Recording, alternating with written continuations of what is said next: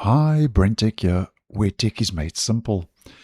So if you're running an Intel-based system on Windows 10 and 11, then just to let you know that Intel has recently rolled out a new Wi-Fi and Bluetooth driver.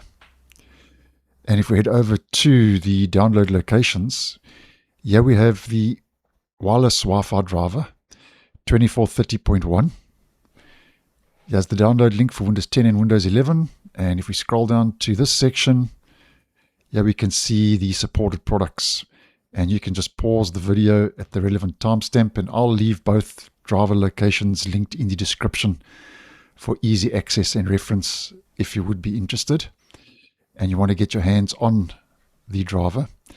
And then if we head over to the wireless Bluetooth driver, 24.30.1, same applies. Here's the download link for Windows 10 and Windows 11. And if we scroll down to the bottom, here's the supported products. Once again, you can just pause the video at the relevant timestamp to check if yours is supported.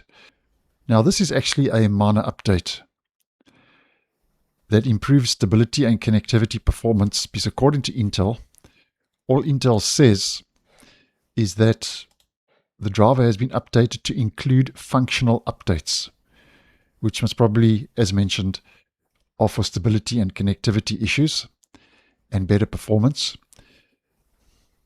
So just making you aware of this if you are running an Intel-based system. And as I always say on the channel with drivers, I know I repeat myself, but it's actually quite important.